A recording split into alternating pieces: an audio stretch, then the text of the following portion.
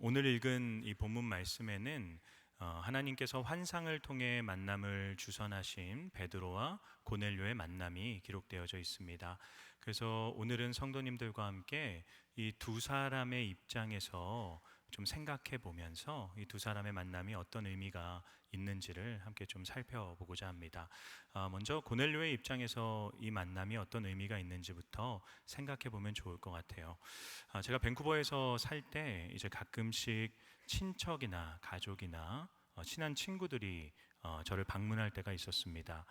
그들이 이제 밴쿠버 갈 거야라고 이렇게 소식을 전해주면 그때부터 시간이 너무 더디게 갔어요. 이 아내에게 매일같이 며칠 남았지? 라고 하면서 그들이 오는 것을 정말 손에 꼽아 기다렸습니다.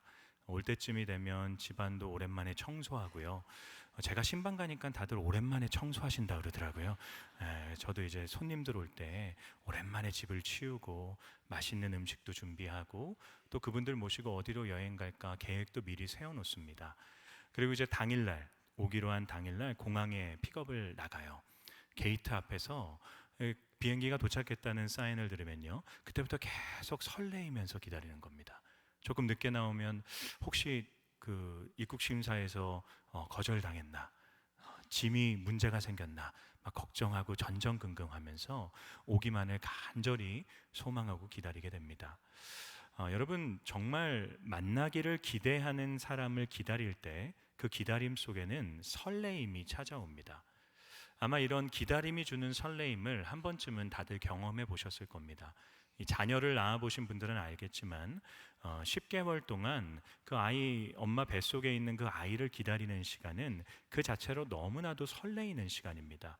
태명을 지어주고요, 그 아이가 태어났을 때 사용할 문품들을 다 준비하면서 그 아이가 태어나기만을 설레이면서 기다리는 것이죠.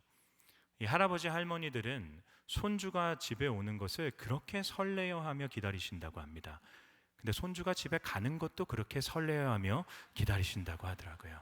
에, 어쨌든 사랑하는 사람을 기다릴 때 그 기다림은 우리에게 정말 큰 설레임을 줍니다. 근데 제가 오늘 본문 말씀을 읽으면서 고넬료에게서도 이런 설레임이 있었다라는 것을 좀 깨닫게 됐어요. 본문 24절과 25절 말씀을 보게 되면 고넬료가 베드로를 부르라고 하인들을 보내고 난 다음에 어떻게 하나요? 자기의 주변에 가장 친한 친구들과 친척들을 다 자신의 집으로 초대합니다. 그리고 그들과 함께 베드로를 기다리기 시작하죠. 베드로가 온다는 보장도 없습니다. 왜냐하면 베드로가 그곳에 있는지도 지금 고넬료는 모르기 때문이죠. 그런데 보냅니다. 그리고 기다리는 거죠. 아마 집도 깨끗하게 청소했을 거고 맛있는 음식도 준비했을 것입니다. 베드로가 오기만을 오매불망 기다리고 있는 거예요. 그리고 베드로가 도착을 했습니다. 문을 열고 그가 들어오자마자 고넬료가 어떻게 하나요? 그의 앞에 엎드리게 됩니다. 여러분, 이건 고넬료라고 하는 한 사람이 보일 수 있는 최고의 환대를 의미하는 것입니다. 모든 사람들을 다 불러서 베드로를 기다리고요, 베드로를 보자마자 엎드려서 그를 맞이하는 것은 나에게 있어서 당신은 최고의 손님입니다, 난 당신이 오기만을 너무나도 간절하게 소망했습니다 라는 것을 표현하는 거죠. 근데 여러분, 고넬료가 왜 이토록 베드로에게 환대를 베풀었는지 저희는 그 이유를 한 번쯤 생각해 봐야 돼요. 우리 33절 말씀을 한번 읽어보겠습니다. 시작. 내가 곧 당신에게 사람을 보내었는데 오셨으니 잘하였나이다. 이제 우리는 주께서 당신에게 명하신 모든 것을 듣고자 하여 다 하나님 앞에 있나이다. 여러분, 고넬료가 자신이 베드로를 그토록 기다렸던 이유가 무엇 때문이라고 하네요? 주께서 당신에게 명하신 모든 것을 듣기 위해서다라고 얘기하죠. 여러분, 저희가 택배 기사님을 기다리는 게 그 기사님과의 만남을 고대하기 때문인가요? 여러분이 문을 몇 번씩 하루에도 열면서 택배 기사님을 기다리는 게 택배 기사님을 만나고 싶어서가 아니잖아요. 택배 기사님의 손에 들려있는 그 물품을 맞이하기 위해서 설레이는 것이죠. 마찬가지입니다. 고넬료가 베드로를 기다렸던 이유는, 그토록 간절하게 소망하고 설레임으로 기다리며 그를 환대했던 이유는 그 베드로와의 만남이 원했던 게 아니라 베드로의 입에서 나올 하나님의 말씀을 기대했기 때문입니다. 여러분, 고넬료는 눈에 보이는 베드로를 기다린 게 아니라 눈에 보이는 베드로의 입을 통해 선포되어질 보이지 않는 하나님의 말씀을 기대한 것입니다. 그래서 그가 고백하죠. 우리 모두가 말씀을 듣고자 하나님 앞에 서 있습니다. 여러분, 이게 보이지 않는 하나님의 말씀 앞에 서야 될 사람의 바른 태도라고 할 수 있습니다. 우리가 만나러 나온 그 하나님은 어떤 분이십니까? 우리를 자신의 하나뿐인 아들을 내어주시면서까지 사랑해 주신 우리의 아버지세요. 세상 그 어떤 사람도 나의 내면의 슬픔과 아픔을 온전히 이해하지 못하지만 나의 내면의 슬픔과 아픔을 그 누구보다 완벽하게 이해하시고 또한 체휼하시는 하나님이십니다. 오늘도 끊임없는 죄악 가운데 노출되어서 한 주 내내 그렇게 형편없이 살았지만 그리스도의 은혜를 의지하여서 오늘도 나를 받아주시는 하나님 아버지이신 거죠. 그분을 만나기 위해 나와왔어요. 그런데 여러분, 우리가 그분을 만나러 오는 이 자리에 그분이 오늘도 사람들을 통해서 자신의 말씀을 우리에게 주실 건데 말씀 앞으로 나오며 우리에게 설레임이 있는가라는 것입니다. 제가 최근에 한 성도님과 대화를 나눴어요. 이분의 동의를 얻고 말씀드립니다. 그분이 저한테 이런 말씀을 하시더라고요. 목사님, 저는 주일 예배를 드리기 위해 한 주를 삽니다. 전 이게 너무나도 은혜가 됐어요. 한 주의 삶에 여러 가지 일들이 있잖아요. 괴로움도 있고 눈물도 있고 기쁨도 있고 절망도 있고 여러 이유들이 있는데 그분이 그 한 주의 삶을 버티고 견디어내는 이유가 주일 예배를 위해서다라는 거죠. 이분 삶의 중심은 예배인 것입니다. 여러분, 설교에서 제일 중요한 것은 설교자가 아니에요. 설교자가 누구이냐, 설교자가 어떤 말씀을 선포하느냐, 그게 중요한 게 아닙니다. 제일 중요한 건 설교를 듣는 나의 마음이 어떠한가입니다. 여러분, 고넬료가 베드로가 아닌 다른 사람이었으면 은혜를 받지 못했을까요? 고넬료는 요한이 왔던, 야고보가 왔던, 안드레가 왔던, 아니 초대교회에 이름 없는 누가 와서 전했던 간에 그는 은혜를 누렸을 겁니다. 왜요? 베드로가 기대했던 건 눈앞에 보이는 사람에 대한 기대가 아니라 그의 입에서 선포되어질 하나님의 말씀에 대한 기대였기 때문입니다. 우리에게 이 기대감이 있어야 돼요. 제가 설교를 준비하면서 참 많이 회개했어요.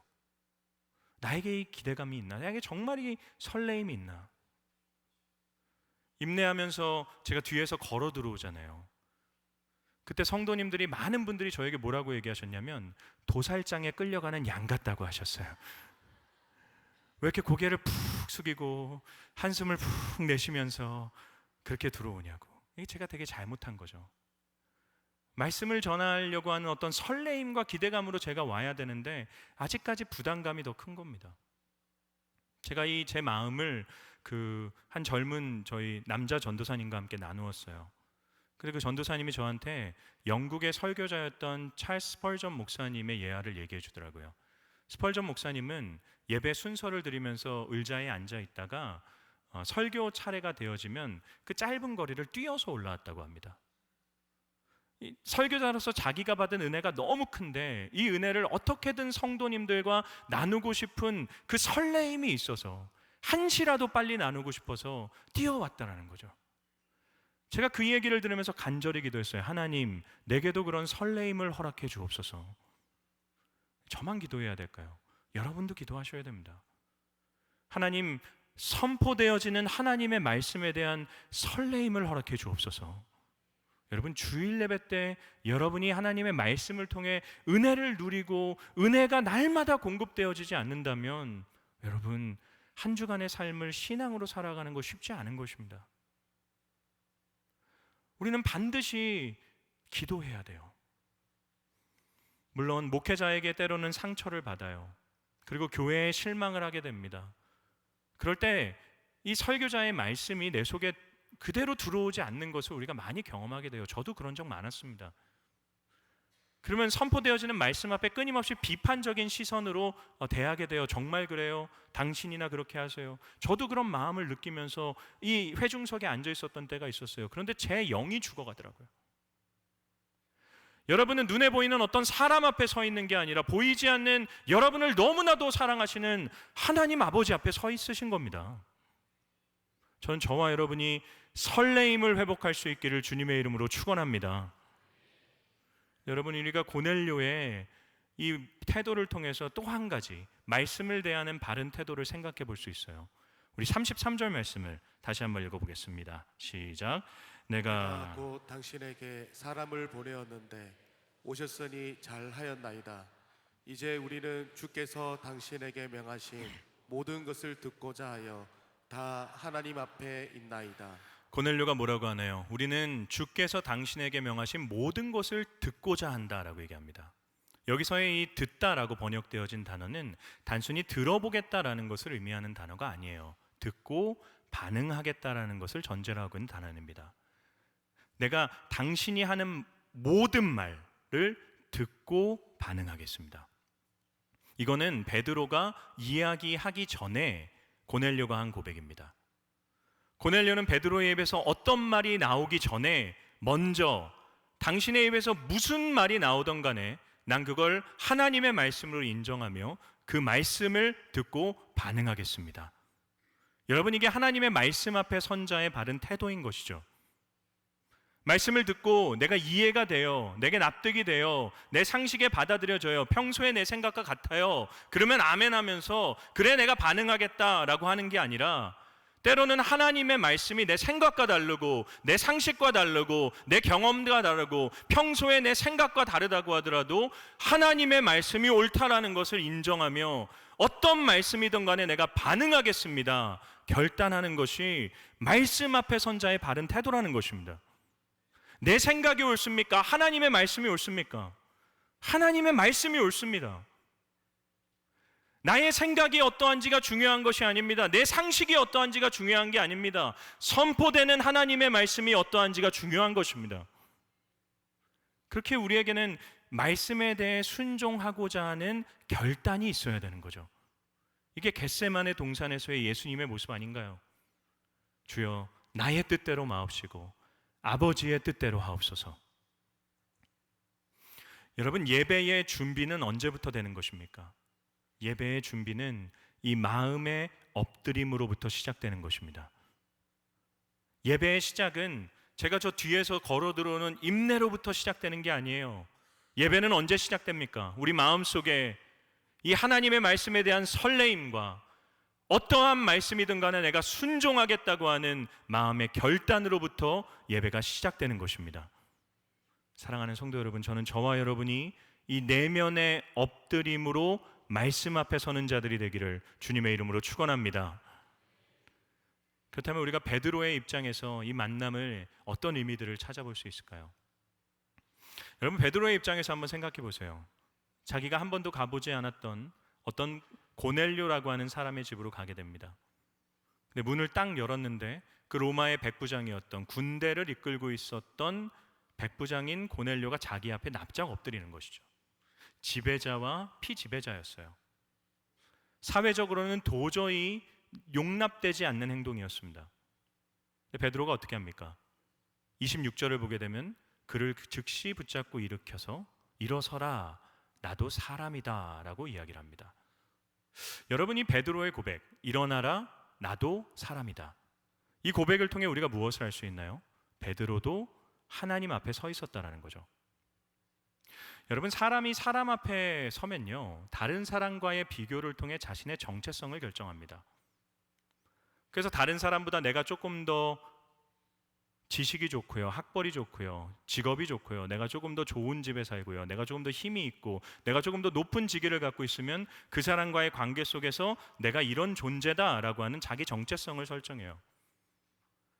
그리고 스스로 보기에 나보다 못한 사람, 나보다 조금 부족한 사람을 대할 때 그 사람이 내게 숙이고 그 사람이 내게 엎드리는 것을 지극히 당연한 일이다라고 생각을 해요.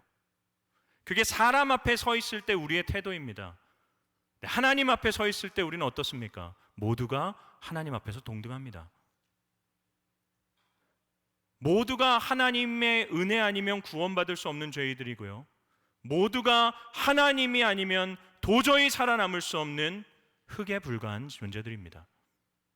하나님 앞에 서 있을 때 우리를 끊임없이 포장하고 있었던 우리의 직업이나 우리가 살고 있는 집이나 우리가 가지고 있는 대단한 어떤 것들이 무의미하게 됩니다. 여러분, 하나님 앞에 나오시잖아요. 보이지 않는 하나님 앞에 서 있습니다. 근데 그 하나님 앞에 나아올 때 여러분이 세상에서 가지고 있던 직함이나 여러분이 세상에서 누리고 있었던 풍성한 것들이 하나님 앞에는 무의미합니다. 하나님 앞에 나는 그저 인간일 뿐이다 라는 것을 고백하는 게 겸손이에요. 이 겸손을 가지고 있는 자들은 자신의 직분을 자랑할 수 없어요. 자신의 능력을 자랑할 수 없어요. 나를 소개할 때 나의 직업으로 소개하지 않습니다. 하나님 앞에 사람이다 고백합니다. 겸손함이 우리에게 필요하죠. 이 겸손함을 가지고 우리는 무엇을 선포해야 됩니까? 여러분, 베드로가 무엇을 선포하나요? 36절 말씀을 읽어보겠습니다. 시작. 만유의 주 되신 예수 그리스도로 말미암아 화평의 복음을 전하사 이스라엘 자손들에게 보내신 말씀. 여러분, 베드로는 고넬료에게 예수 그리스도로 말미암아 화평의 복음을 전합니다. 하나님이 예수 그리스도를 보내셔서 이스라엘 백성들에게 전해주신 화평의 복음이신 그 예수님을 전하는 거죠. 37절에서 43절까지 이어지는 말씀을 보게 되면 베드로가 이야기하는 화평의 복음은 예수님이 살아오신 삶과 예수님의 죽으심과 예수님의 부활하심과 예수님을 믿게 됨으로 얻는 구원과 예수님이 다시 오시는 날에 이루어질 심판에 대한 내용입니다. 예수님의 전 생애가 화평의 복음이다라는 거죠. 여러분, 보이지 않는 하나님 앞에 서서 하나님의 말씀을 듣기 위해 여러분 오셨습니다. 여러분, 무엇을 들으셔야 되나요? 화평의 복음이신 예수님입니다. 제가 이곳에 서서 무엇을 설교해야 되나요? 제가 여러분들에게 어떤 사회에 성공할 수 있는 성공 전략이나 도덕적인 삶이 어떤 것인지, 여러분에게 무슨 인생의 좋은 조언을 해주기 위해 이 자리에 서 있습니까? 그렇다면 여러분 잘못 찾아오신 거예요. 저는 그런 걸 아무것도 몰라요. 제가 이 자리에서 여러분에게 선포해야 될 건 무엇입니까? 화평의 복음이신 예수 그리스도입니다. 그분이 어떻게 살아가셨는지, 그분의 인생을 우리에게 어떻게 적용할 수 있는지, 우리가 어떻게 그분의 뒤를 따를 수 있는지, 그분의 죽으심이 어떤 의미인지, 그분의 다시 살아나신 부활이 어떤 것인지, 그분의 승천과 그분을 믿는 믿음이 어떤 것인지, 믿음대로 사는 삶이 무엇인지, 그분이 다시 오시는 날 우리의 인생에 펼쳐지게 될 현실이 어떤 건지, 여러분, 저는 성경 안에 기록되어진 예수 그리스도의 복음을 선포하기 위해 이 자리에 있는 것이죠. 여러분, 제 입술을 통해서 들으셔야 되는 것, 여러분 설교를 통해서 발견하셔야 되는 것은 삶의 법칙이 아니라 예수 그리스도입니다. 여러분, 이 설교의 시간만이 아니죠. 예배의 모든 순서가 그리스도를 선포할 수 있어야 돼요. 여러분, 기억해야 될 게 무엇입니까? 우리는 고넬료처럼 그냥 듣고 끝나는 인생이 아니라는 거예요. 우리는 고넬료처럼 들어야 되지만 베드로처럼 선포해야 됩니다. 예배의 자리가 끝나요. 이곳에서 주의 복음을 듣습니다. 그러면 여러분, 흩어진 예배의 공간에서 무엇을 얘기하셔야 되나요? 화평의 복음을 얘기해야죠. 예배 끝난 후에 3, 4, 5 모여서 우물가에서, 여러분 어떤 식당에서, 또는 여러분의 어떤 소그룹의 모임에서 돈 이야기가 나오고, 여러분 세상 전략에 대한 이야기가 나오고, 주식과 부동산에 대한 이야기가 나오고, 교육에 대한 이야기가 나오는 것은 아니죠. 예수 그리스도의 복음을 우리는 선포해야 됩니다. 교회만이 아니죠. 여러분이 살아가는 일상에서 여러분이 선포해야 되는 말은 무엇입니까? 겸손함으로 예수 그리스도를 선포해야 됩니다. 교회가 전도를 한다는 것은 교회를 소개하는 것이 아니에요. 그리스도를 소개하는 것입니다. 교회의 어떤 목사를 소개하는 것이 아니라 그리스도를 소개하는 것이 전도입니다. 하나님은 여전히 우리의 입술을 통해 그리스도의 화평의 복음을 선포하기를 원하십니다. 이처럼 말씀 앞에 서는 자가 설레임과 순종에 대한 결단으로, 말씀을 전하는 자가 겸손함으로 그리스도의 복음을 전할 때 여러분 어떤 일이 생기게 됩니까? 우리 본문 44절에서 46절 말씀을 큰 소리로 읽어보겠습니다. 시작. 베드로가 이 말을 할 때에 성령이 말씀 듣는 모든 사람에게 내려오시니 베드로와 함께 온 할례 받은 신자들이 이방인들에게도 성령 부어 주심으로 말미암아 놀라니 이는 방언을 말하며 하나님 높임을 들음이러라. 어떤 일이 생기나요? 성령이 임재하시게 됩니다. 그러면서 그 결과 어떤 일이 생기게 됩니까? 그 고넬료의 집안에 있었던 모든 사람들이 성령을 받아서 방언을 이야기하며 하나님을 높이게 됩니다. 여러분, 이 현상이 언제 일어났었나요? 베드로에게 일어났던 동일한 현상이죠. 마가의 다락방에서 유대인이었던 120명의 사람들에게 성령이 임했을 때 그들도 방언을 이야기하며 하나님을 높이는 큰 일들을 이야기하게 됩니다. 근데 시간이 지나서 동일하게 마가의 다락방과 같은 고넬료의 집에서 이방인들이 모여 있었는데 성령이 임했을 때 그들도 그 유대인들과 동일하게 방언을 이야기하며 하나님을 높이는 일들이 펼쳐지는 것이죠. 여러분, 성경은 우리에게 성령이 임했을 때 모든 사람에게 일어나는 그 현상은 동일하다라는 것을 얘기해 주는 것입니다. 달랐어요. 민족도 다릅니다. 성격도 달라요. 지위도 달라요. 직분도 달라요.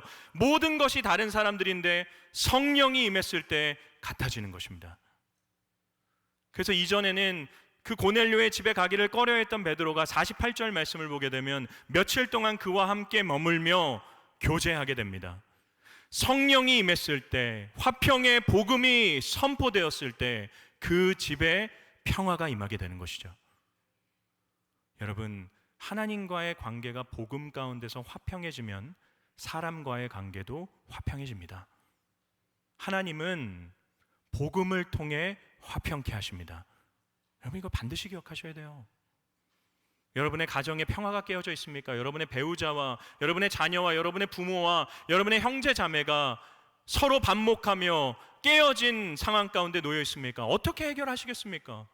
하나님은 복음을 통해 해결할 수 있다고 말씀하십니다. 제가 아는 집사님은 남편과의 어려움이 있었어요. 상담도 받았고 약도 먹었고 여러 가지 것들을 다 해봤는데 어느 것도 되지 않았어요. 그 남편분이 예수 그리스도의 복음을 믿게 되었을 때 그 가정에 평화가 찾아옵니다. 여러분, 하나님은 언제든지 힘과 권력과 어떤 강요와 강압으로 평화를 만들어내신 적이 없어요. 그분은 늘 그리스도의 복음으로 평화를 만들어내셨습니다. 여러분이 여러분의 직장에서, 가정에서, 여러분이 살고 있는 삶의 환경에서 그 깨어져 버린, 죄로 인해 깨어져 버린 그 세상 가운데서 그리스도의 복음을 선포하고 그리스도의 복음을 살아내며 여러분의 삶이 정말 베드로와 같은 복음의 선포자들이 되어질 때 여러분의 선포를 통해 하나님은 화평케 하십니다. 여러분, 이 사회에 그게 필요하지 않습니까? 동서남북으로 분열되었어요. 끊임없이 싸우고 있어요.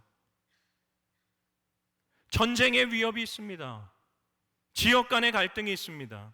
무엇으로 해결하겠습니까? 정치가 잘 되면 됩니까? 경제가 살아나면 되는 것입니까? 정치인들이 어떤 정책을 만들면 되는 것입니까? 그렇지 않습니다. 우리의 소망은 복음에 있는 줄을 믿습니다. 그리스도의 복음 안에 우리는 하나 되는 거예요. 우리는 복음으로 세상을 연합시키는 일에 쓰임받아야 될 사람들입니다. 한국교회가 일어나서 한 명 한 명의 성도가 일어나서 해야 되는 것은 무엇입니까? 복음으로 화평케 해야 되는 것입니다. 여러분, 그래서 제가 꿈꾸는 미래가 있어요. 이 미래를 저는 상상할 때마다 설레입니다.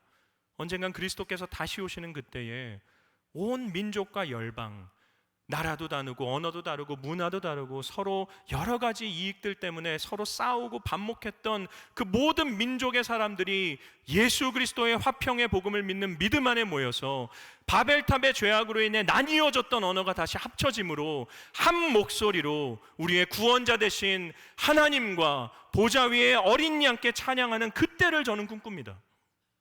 이 세상에 완벽한 화평이 있겠습니까? 그러나 그날에 완벽한 화평이 있을 것입니다. 복음 안에 그분은 우리를 하나 되게 하실 거예요. 여러분의 삶의 현장 가운데 깨어짐이 있다면 하나님은 여러분을 통해, 여러분이 선포하는 복음을 통해 화평케 하시기를 원하십니다. 그걸 기억하며 고넬료처럼 그 말씀 앞에 겸손함과 엎드리며 베드로처럼 하나님의 말씀을 선포할 수 있는 저와 여러분의 한 주가 될 수 있기를 주님의 이름으로 축원합니다.